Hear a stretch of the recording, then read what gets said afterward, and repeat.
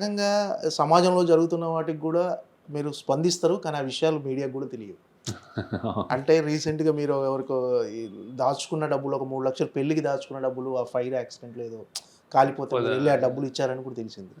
Plus corona టైంలో మీరు గాంధీ హాస్పిటల్‌కి మీరు చేసిన అంటే ఆళ్ళు ప్లకార్డ్స్ పట్టుకొని థాంక్ యూ శేఖర్ గారు అని చెప్పేవారు కూడా ఎవరికీ తెలియదు. అదే అంటే మీరు చేసుకునే మీరు చెప్పరు. కానీ కొన్ని కొన్ని బయటికి ఆటోమేటిక్‌గా తెలిసిపోతాయి. బట్ ఏందంటే ఆ ఇన్‌స్పిరేషన్ అనేది మీ సినిమా భావజాలంలో గూడా అన్నీ కనిపిస్తుంటాయి సార్. అంటే అంటే అది కావాల్సుకున్నట్టు ఏం కాదు. బేసిక్‌గా ఒక్కొక్క వ్యక్తిత్వం అంటే ఒక్కొక్కరు మనుషులు అంటే ఇప్పుడు ఇది చేస్తేనే మంచి చేయకపోతే అని కాదు. ఎవరి లైఫ్ వాళ్ళు లీడ్ చేస్తున్నారు. బేసిక్‌గా ఆహ్, నేను అదే నమ్ముతాను బేసిక్‌గా. అంటే యువర్ కమ్ హియర్ అంటే నువ్వు ఏదో పర్పస్‌కి వస్తారు. వచ్చినప్పుడు ఇంజినీరింగ్ చేసే ఒక కుర్రోడు నేను ఒక సిబిఐటీలో చదువుకుని అల్లరి-చిల్లరి తిరిగేవాడిని. సడెన్‌గా నాకు సినిమాలో ఇంట్రెస్ట్ వచ్చింది అంటే ఎవరు ఎక్కడి నుంచి తగిలింది అంటే మా పేరెంట్స్ ప్రాబబ్లీ అమ్మ నాన్నల పెంపకంలో ఎక్కడో ఏదో మా అక్కలో ఏదో సంథింగ్ ఏదో ఇన్‌స్పైర్ అయి ఉంటాను. ఏదో చూసుంటాను. మా ఇంటి పక్కనోళ్ళు చేసిన ఎక్కడో విన్న మ్యూజిక్కో ఏదో ఏదో ఏదో లైక్ ఫస్ట్ టైమ్ నేను చిరంజీవి గారిని చూసినప్పుడు అరే నేను క్రేజీగా ఉండేవాడిని. అదే ఈయన్ని డైరెక్ట్ చేయాలన్న ఒక ఇన్‌స్పిరేషన్ ఏదో పట్టుకొని సినిమాలకెళ్ళాను. అక్కడి నుంచి ఈ క్రాఫ్ట్ అనేది వచ్చిన తర్వాత నేను బాగా చెప్పగలుగుతున్నాను.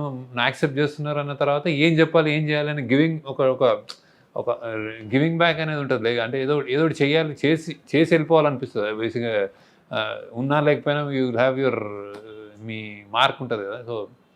సో ఇవన్నీ అంతే బేసిక్‌గా అంటే పెద్ద ఎజెండాతోటి కాదు. ఎవరన్నా వచ్చి నాకు అనిపిస్తది. అలా అని నేను అందరికి చేయలేను. నా దగ్గర సత్తా కూడా లేదు. అంత డబ్బులు కూడా లేవు నా దగ్గర. ఏదో అనిపిస్తే ఆ రోజు చూసినప్పుడు ఎందుకో డబ్బులు కాలిపోవడం అంటే అది అసలు ఒక పేదోడికి అంటే లైక్ ఇలాంటియే నాకు మన పంటలు కూడా ఒక రైతు ఏదైనా వానలు పడి వెళ్ళిపోతుంటే అసలు హృదయ విదారకంగా ఉంటది. అంటే ఒక 6 నెలలు ఇది అని చేసి సో అన్నిటి కానీ ఎంతమంది రైతులు నేను చేయలేను బేసిక్‌గా. కానీ ఇదేదో ఏదో డిఫరెంట్‌గా అనిపించింది. అంటే రేపు ఎల్లుండి పెళ్లి నేను దాచుకున్నాను. పెళ్లి చేద్దాం అనగానే మంటల్లో డబ్బులు కాలిపోయాయంటే ఎవరు తెచ్చిస్తారు? ఏం తెచ్చిస్తారు అనిపించింది. సరైన రియాక్షన్స్ అంతే. సంథింగ్ ఇంకోళ్ళు వేరే డైరెక్టర్ వేరే విధంగా వేరే దొరికితే ఎవరో చదువు అంటే హార్ట్ పేషెంట్స్ చదివిద్దామని ఏవో చేస్తా ఉంటారు కదా! Everybody does anything. సో అంత అదేం నేను గొప్ప అనుకోను. ఉన్నంతలో నాకు అనిపించిన దాంట్లో చేస్తా ఉంటాను అంతే. అంటే ఈ 'దేవా' క్యారెక్టర్‌కి ధనుష్ గారిని చేసిన తర్వాత సినిమా రిలీజ్ అయింది. సక్సెస్ అయింది. సక్సెస్ అయిన తర్వాత చాలామంది అంటే సోషల్ మీడియాలో ఏం ట్రోల్స్ మొదలుపెట్టారంటే, ఈ సినిమా శేఖర్ కమల్ గారు తెలుగులో ఏ హీరోకి చెప్పినా చేసేవాడు కాదు. వాళ్ళు ఈ క్యారెక్టర్ చేయలేరు అని అంటే, అసలు మీరు ఏ హీరోని అప్రోచ్ అవ్వలేదు. డెఫినెట్‌గా ఈ సినిమా కేవలం 'దేవా' క్యారెక్టర్ మీరు ధనుష్ గారికే చెప్పారు. కానీ ఇదో రకమైన ట్రోల్స్ స్టార్ట్ అయ్యాయి సార్ సోషల్ మీడియాలో. అసలు మీరు ఏ హీరోకి చెప్పలేదు కదా సార్ తెలుగులో అలా అసలు చెప్పలేదు. అది ధనుష్‌కే చెప్పాను. ఎందుకో ధనుష్ కనిపించాడు అట్లా. సో ఐ థాట్ చెప్పాను. ఇక్కడ ఎవరు చెప్పలేదు. చెప్పినా అంటే మన ఎవరికి వాళ్ళు యాక్టింగ్‌లో బేసిక్‌గా ధనుష్ ఎక్స్ట్రార్డినరీగా పెర్ఫార్మ్ చేశాడు. ఆ పెర్ఫార్మన్స్‌కి ఇప్పుడు నేషనల్ అవార్డ్ వస్తది అనుకుంటే అది నేనేం వేరే వాళ్ళు బ్యాడ్‌గా చేశానన్నట్లే ఏం లేదు. దీనికి నేను అంతగా ఓవర్‌వెల్మ్ అయిపోయి నాకు అలా నచ్చింది కాబట్టి అనిపిస్తుంది.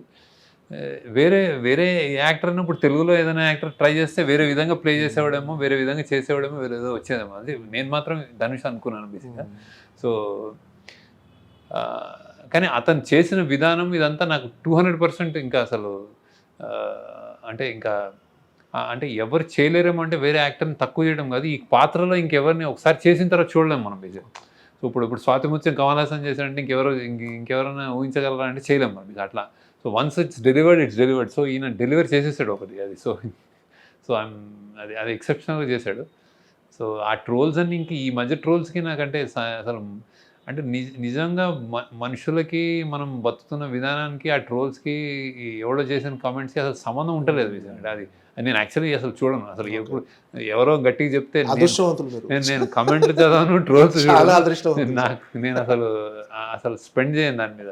నేను ఆ ఇన్‌స్టాగ్రామ్ రీల్స్, బైట్స్ వాటెవర్ ఏవో అంటున్నారో నాకు అసలు తెలియట్లేదు కూడా.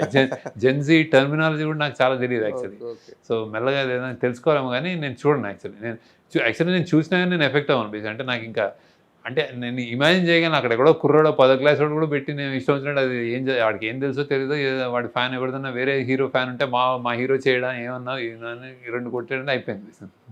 అంటే ఆనంద్ అంటే 'డాలర్ డ్రీమ్స్' శేఖర్ కమ్ముల గారికి, ఇప్పుడు 'కుబేర శేఖర్ కమ్ముల' గారికి 20